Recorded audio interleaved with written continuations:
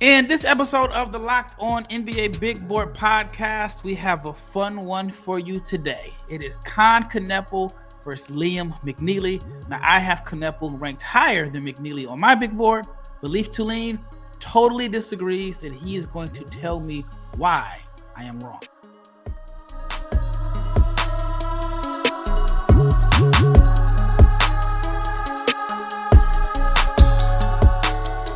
Big shout out to each and every person that has made the Locked On NBA Big Board podcast your first listen of the day. I am your host, Rafael Barlowe, along with my co-host, Leif Thulin, the man that watches more college basketball than anyone else. I think it's safe to say that Leif is an expert when it comes to college hoops.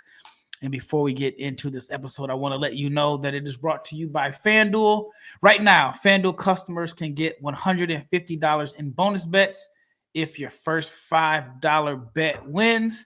And also, I want you to check out the Locked On newsletter, because your favorite Locked On NBA podcast has a newsletter at lockedondaily.com. It is your one stop for ultimate team and league coverage delivered right to your inbox. There's a lot of news going around the NBA, especially to start the second half of the season. We just got the news that Victor Wembanyama is out for the year.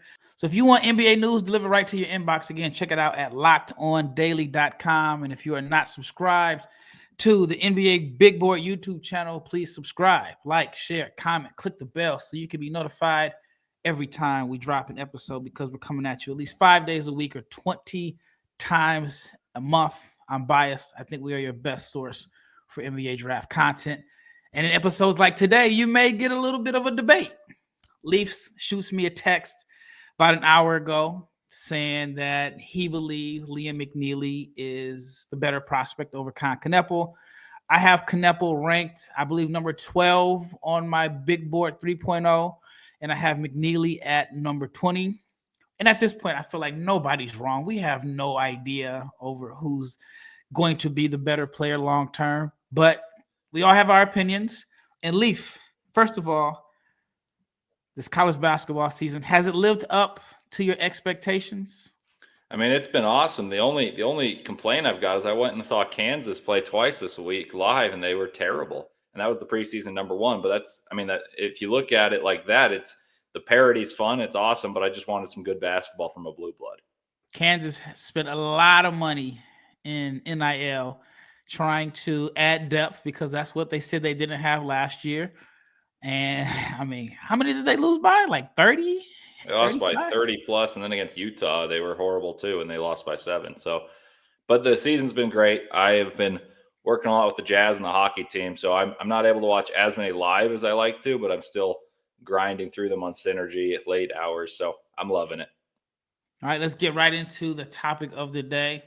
Explain to me why UConn freshman Liam McNeeley is the better NBA prospect than Duke's Kon Knueppel. I'll start with the why I like Liam McNeeley a lot, and then I'll compare the two. So Liam McNeeley, to me, has always been the intangibles guy. Like, even at Montverde, he did everything well, but it was kind of understated. He knocks down open shots. He's physical. He's got a strong base. He cuts the basket, finishes well, even though he's not a flashy athlete. And then what you didn't know, because he played with such talent at Montverde, and then you expected at UConn, is with all that talent, is he's just going to blend it. He's been UConn's best player, and this is not an NBA draft take. This is a college basketball lover's take.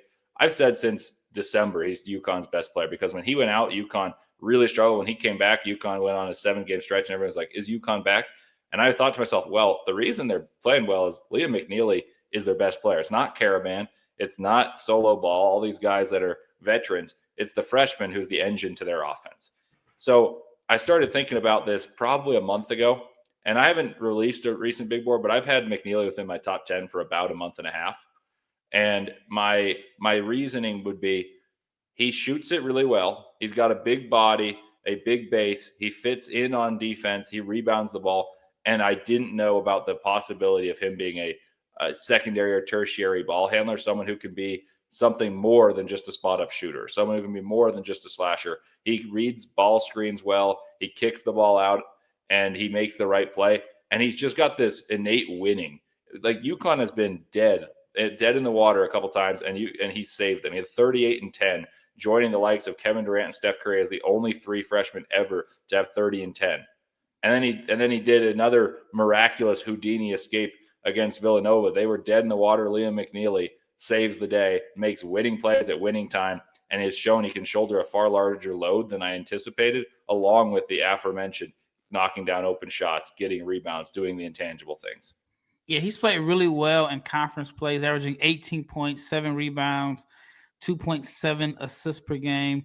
And he's also shooting 40% from 3 on 5 attempts. And this is coming off an injury where he missed, a month or so? It seems like I want to say 8 games.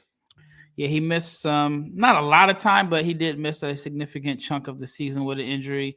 And he's been playing crazy minutes. Like the last few games, 39 minutes, 39 minutes, 38 minutes, 30 minutes. He's been playing a lot of minutes, pretty much the whole game for UConn in in their last 3 games. And your points are valid. The 38-point game against Creighton was impressive. Probably one of the more impressive games. I mean, we've had some pretty impressive games from freshmen this year. I mean, the games that come to mind are Ace Bailey had the 2 games where he just shot lights out. Flag had the record-setting game against Notre Dame. Trey Johnson just had a big game a couple of days ago against, oh my gosh, I can't remember who they played. Against Kentucky. And then Liam had 38 and 10. So I can't disagree with what you're saying. At one point, I had Liam outside of my top 20. I thought he struggled a little bit in the beginning of the season. He did have a couple games here and there where he showed the flashes, but I thought he struggled a little bit. I thought at one point that he just projects as a 4. I thought he was going to be a 3-4 in the NBA, but now I'm starting to think he's going to be more so of like a connective stretch 4. Do you think he's going to be able to defend both positions in the NBA? I don't think he'll ever be a great defender, but I think he's it sounds bad because it's going to sound like, oh, he's a heady player. He plays and he gets to the right spots. I actually think he's got the physical ability, the strength to compete at both the 3 and the 4 because he's got a big frame already and he's young. But I think his lateral foot speed's not great. But if we're putting this in the context of comparing him to Kon Knueppel, I think he's a better athlete than Kon. And I came up with a comparison for him. Bojan Bogdanovic as a guy who's kind of a heavier set, strong forward who can hit open shots and put the ball on the deck a little bit. I think he's actually better at putting the ball on the deck than Bogey was. Bogey was very good at posting up. I saw him a lot at the Jazz working for the team, and he's a great shooter. And ever since I thought about that and watched Liam McNeeley kind of shoulder a load that I don't think he anticipated he'd bear, much less UConn anticipated he'd bear. And then he's the only reason that they're probably going to make the tournament, which is crazy to say. I've been sold on that. And now the reason I would take him over Kon, though, and you could say, okay, they're comparable shooters. Like statistics would say Kon is a slightly better shooter. I would say Kon gets better looks, and that matters. But I'm not going to pick a bone and say who's a better shooter. I'm just going to put that context in there. Kon also plays off of, in my opinion, the best player in college basketball. So he is the recipient of those looks, and he's also not higher on the scouting report in terms of who's defending him, and that does matter. Now, Kon he cannot create separation whatsoever. That's my issue. Kon is a spot-up shooter, and he's like Jay Wright's dream. It jump stops every time. But that's honestly the problem. He can't go off one foot. He can't explode to the rim. And whenever he goes towards the rim, whether he's given an advantage by a screen or he attacks a closeout, he stops, and he just tries to overpower defenders or nudge his way into the player and score. It's either a jump stop and a hang on a pivot, turnaround jump shot, or a jump stop, lean in, layup. And McNeeley's shown a diverse way of attacking closeouts, floaters, mid-range jump shots, getting all the way to the rim. And Kon and him, I think, are comparable shooters. So he'd have to be a significantly better shooter to make up for what I think is a deficiency in terms of ball handling ability and athleticism. All right, up next, I want to dig a little bit deeper into the Knueppel versus McNeeley debate. All right, let's talk about FanDuel, because when the game tips off, the NBA action is just getting started, and there is no better place to get in on that action than with FanDuel, America's #1 sportsbook. And with FanDuel, you can place live bets throughout the game, and even if you miss the opening tip-off and want to bet on a fourth quarter comeback, you can stay in the action. And if you're looking for a bigger payout, you can even combine your live bets into a same-game parlay. And right now, if you are a new customer, new FanDuel customers can get $150 in bonus bets if your first $5 bet wins. Just visit FanDuel.com to join today. That's FanDuel.com for your shot at $150 in bonus bets. Make every moment more with FanDuel, the official sports betting partner of the NBA. All right, second segment. So I wanted to talk a little bit more about McNeeley's size. Everywhere I look, he's listed at 6'7", 210. To me, he seems bigger than 6'7", 210. If Dylan Harper is listed at 220, then I'm assuming McNeeley is 215 to 220. I agree. Okay, so I just want to make sure I wasn't tripping. So I looked on like ESPN. I looked on the UConn site. I looked on like another college basketball site, and they all have him listed at 210. I just think he's a little bit bigger than 210. And so, and just when I think about Kon, I did have some reservations about Kon. Now, I'll admit I fell for the hype very early in the season. Everything that I heard about him coming into his freshman year was he could possibly lead Duke in scoring. He was going to surprise people. He was a top 10 pick. Everybody that I spoke to that went to Duke practices were like, he's the best player on the floor. I even had someone tell me that they watched him and Cooper play like one-on-one in some drills, and he outplayed him. So I started the season very high on him. I think I had him as high as number 6, and then he really struggled in like some of their bigger matchups. And I think some people were kind of tricked by the athleticism when he had that poster dunk. And I want to say it was like, was it against Army or something like that? One of the very first games of the year. Maybe it was even like an exhibition. Might have even been a scrimmage. I remember it. It was on the right side, but I can't remember who it was against. Yep. So there were people, and I even kind of fell into a little bit. I thought, okay, yeah, he's a better athlete than I thought. But you can see like when he has to like pop, or he doesn't have vertical pop. And if he's in a tight space, it just doesn't have that quick twitch pop. So I was kind of down on him a little bit, and mostly due to just, the poor shooting games that he had against better competition. But as the season went on, I feel like he's steady. I feel like he's safe, and I've put him just outside of my top 10. I do think that your points are valid about he's getting better looks, which is one of the reasons why I wasn't really as high on Alex Caravan than others, because I felt like, yes, he's shooting the lights out, but without, Tristan Newton, without Stephon Castle, without these creators are going to get him open looks, is he going to thrive? And he's shooting like a career low from the field and from 3 this year, because UConn doesn't have the same level of shot creators. With that being said, I understand that the role that he played his first 2 years at UConn are going to be similar to what role he would play in the NBA. So I get that. That's totally fair. But that's why McNeeley is so impressive, because it was supposed to be Caravan number 1 at the scouting report, and then he really struggled. McNeely's risen to number 1 on the scouting report and has thrived. Whereas Kon, you said he's struggled shooting the ball against good teams. Like, he's been terrible in those games. Yeah. Like, the only team he's been at all adequate in against a good team is Arizona, where he scored 13 points. And it came late in the game where he hit 2 threes late, and he went 4 of 11. He went 4 of 14 against Kansas. He only shot 3 times against Auburn. It was a complete non-factor. Yep. Clemson, he scored 14. But like, Clemson's stretching it to call him a very good team. Like, they're top 30 in KenPom. Kentucky, who's not a good defensive team. In fact, they're terrible. They went 5 of 20. And I understand most of those are early in the season. The rest has been ACC play. But the ACC's only got 2 teams that are going to be top 7 seeds, and including Duke. So I think that he's risen in terms of efficiency against inferior opponents with the best player in college basketball and a great scheme and 3 other players that are really, really good. So I'm not even holding that part against him. But if we're talking about like what type of player has risen to the occasion, what type of player has proven, despite context, who's like played better basketball, it's got to be McNeeley. Well, couldn't you say that? And it just depends on how you look at it. On one hand, you can say, well, he is the number one guy on the scouting report. He is playing 38, 39 minutes per game, and they need him to score. So he is going to look better. Or you can say, well, Kon is getting easier looks. So I guess it's just kind of like dependent on how you view it, right? Well, McNeeley, I would say if a freshman all of a sudden is supposed to be a third option on a team that's got national championship aspirations, they're not very good, and all of a sudden he's number one out of necessity, and he looks better. His efficiency has gotten better. He's scoring and he's shooting.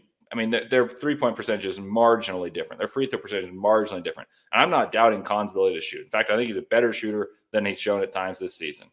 But McNeeley has shot in a similar percentage when being guarded, when being top locked as the top option. So I think that's significantly more impressive. So the context favors Kon, and McNeely's still outperforming him, in my opinion. All right, so I have some questions for you right here. Put you on the spot a little bit. In your opinion, who is the better athlete of the two? McNeeley. And why is that, in your opinion? He's more able to put the ball on the floor, and it's not necessarily run, jump, vertical, that type of thing, but in terms of basketball, watching the way he moves on a basketball court, he's more able to do more dynamic things. He's more functionally able to put the ball on the deck and get to the rim all the way. He's more functionally able to get fouled and get to the free throw line by pushing to the rim, as opposed to just getting fouled on a jump shot or where he dives into a guy off a jump stop into a lean-in layup. He's more able to slide defensively and guard more positions at the collegiate level because UConn switches, whereas Duke, they often hedge. And I think Kon's actually been solid defensively, and Duke's an excellent defensive team, but I think McNeeley slides better. He's more dynamic going downhill. He's more functionally able to put the ball on the deck and distribute as well. All right. In your opinion, who is the better ball handler of the two? Like, if you needed to trust somebody to make a play at the end of the shot clock or initiate the offense, who are you going with? McNeeley by a mile, because Kon gets his advantages off of ball screens and attacking closeouts, and he actually makes good decisions. This is not knocking Kon, because I think he's a very good decision maker, and I think out of pick and rolls, which he does a lot of for Duke, he makes the right read. But McNeeley does it out of isolation. He can create advantages by himself, and he's able to, when he gets the opening based off of a screen, he makes the right read and scores, whereas Kon drives deep in the paint and there's like a hesitation. I think McNeeley is the better ball handler in the terms of he could maybe be an engine for a team, a secondary ball handler. I don't think there's a world in which Kon is more than a shooter in the NBA. So you'd go with McNeeley as the better playmaker of the two? Yeah. Better defender? I think it's close, and this is the part where I think context plays a big deal, because Duke's defense is exceptional, and not that UConn's lacking for personnel, but McNeeley's workload on offense, I think, makes it harder for him to shine on defense. I would say Kon is able to stay in front of guys better than maybe you'd expect based off what I've said about his athleticism, but I also think the fact that he plays with a guy who can erase everything and come and model watch, as well as Cooper Flagg, who plays free safety. Tyrese Proctor is the best perimeter defender in the ACC, and I still haven't mentioned their best defender, which is Malik Brown. So the fact that he's with 5 excellent defenders, it makes it easier for him. I think it's honestly pretty close to a wash defensively in terms of their individual traits, but Kon, I think, has shown better defensively at this point, but traits-wise, I'd lean McNeeley, honestly. Okay. Even though they're listed at the same size and somehow Knueppel was listed as heavier, the numbers, the statistics favor McNeeley as the better rebounder. Would you agree with that? Yeah, he's a better athlete to me, and then he's got a nose for the ball. This is the part where we talked at the very beginning. When he was coming out of Montverde, of course, he was behind in the hype to Flagg and even Queen and some of these guys. The thing about was so alluring about him is he made the right plays, and he had a nose for the ball. He found openings and was patient, played away from the ball. And I saw even comparisons to Klay Thompson that, he doesn't need to dribble and he's effective. Well, he's shown he can dribble, and that was already the reputation. He's shown he can dribble, can create, can be the number one option with dribbling. And I think he does all those little things we talk about: rebounds, sticks his nose in there defensively as well. So I think he's a better rebounder, and I think he's a better explosive athlete as well, but not saying he's a great rim grazing. Like, he's not going to dunk on a billion people either. I just think he elevates and rebounds and finds the position of the ball well. All right, up next, we're going to dig a little bit deeper into this conversation. I'm going to ask Leif, why is Knueppel higher on consensus rankings, and talk about NBA projection.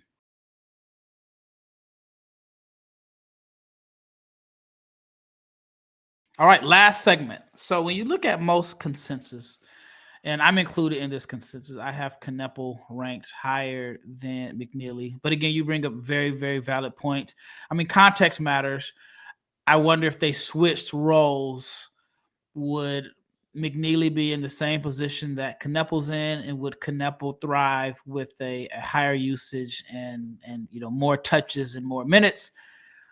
So in your opinion, why is Knueppel ranked higher on most big boards? Because he was there to start the season, and because he goes to Duke. I mean, that's sincerely my reason. I think I was a believer. In fact, we did an episode, and we can find it. It was where I said, I think Kon's going to start over Evans, and I think that when there's smoke, there's a fire. Everyone's talking about how good he is. He's going to start. He's going to be good. And that's great. But everyone believes that, and then he plays next to Cooper Flax. There's always eyeballs on him. Not saying that no one's watching UConn. Everyone's aware that UConn won the last 2 championships. But it's just nobody's watching them compared to Duke. Yeah, exactly. It's comparison. And then the other part of it is he just started higher on the board. I think there's no reason to fully drop Kon from out of your range of possibility in the lottery. Like, I'm not saying he's bad. Like, I don't have Kon outside of, I'd probably have him like 14. Like, I still think he's a very good player. I just think that McNeeley has been better in a worse situation, and he was supposed to play the same role, and he's instead become the star of his team. And to answer your question about if they swapped roles, I think Kon would really struggle because he can't create advantage in the Big East, has a lot of pesky guards and guys who would just hound him. And I think McNeeley would look like an All-American next to Cooper Flag. Like, I think he's a better basketball player, and he's more of a big-time game performer. Like, he's elevated in the biggest moments, and Kon has shrunk in those moments. And that, that's an unfair thing to say because Duke's killing people. So the only times that we remember are the games that are against premier programs or the games they lose. And in those games, you typically, if you lose, your best players probably don't play as well. But UConn in the biggest moments has desperately needed the presence of Liam McNeeley, and he's delivered and then some. All right, let's talk about their NBA projections. Do you believe they're going to have similar roles in the NBA, or do you think they'll be used different? I do think they'll have similar roles. Like I mentioned, I think Bojan Bogdanovic is a good comparison for McNeeley, and I think there's a chance he could be I think there's a chance recently watching him that he can do more with the ball than I previously believed, and maybe that raises his ceiling to something that Kon can't achieve because I don't think he's the ball skills to do so.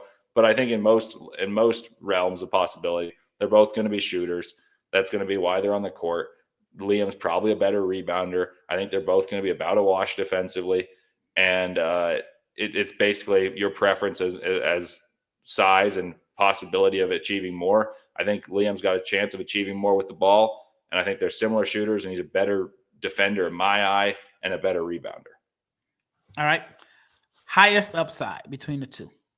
McNeeley, because I think he can have a chance to be, and I don't think he's going to be the primary facilitator on a team, but there's a world in which I believe now that he could be the secondary facilitator, someone who's more than just a shooter, who's on the floor for 3-and-D purposes, and kind of someone who can stick his nose in there and rebound. And I think Kon, best case scenario, this is going to sound lazy, and maybe it is, but like Corey Kispert type. But I don't think Kon, because they're both kind of thicker bodied guys and they athletically can compete.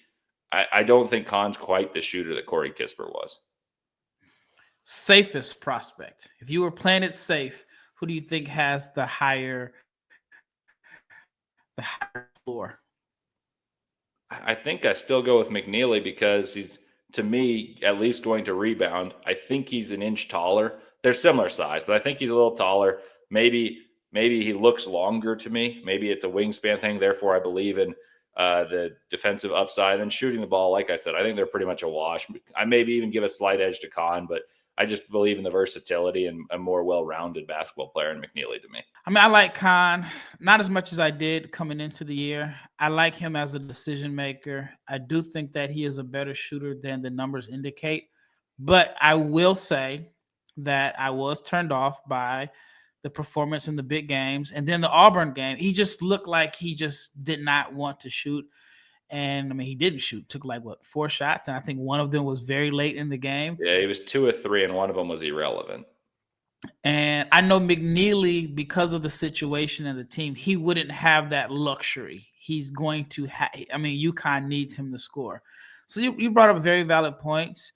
I have to weigh the pros and cons. Because like I said, I have McNeeley lower, but at one point I had McNeeley outside of my top 20, but I can't deny how well he's played in conference play.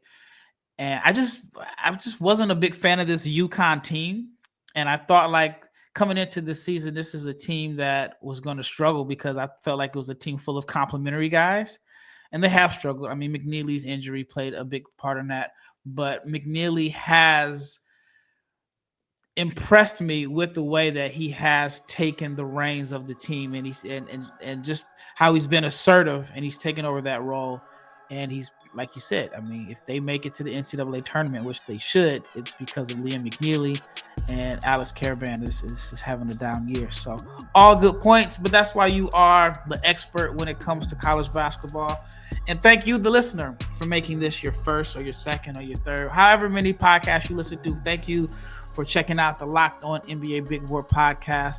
Be sure to subscribe to the Locked On newsletter at lockedondaily.com, and also subscribe to the Locked On NBA Big Board YouTube channel. Once again, it's Rafael and Leif, and we are out of here.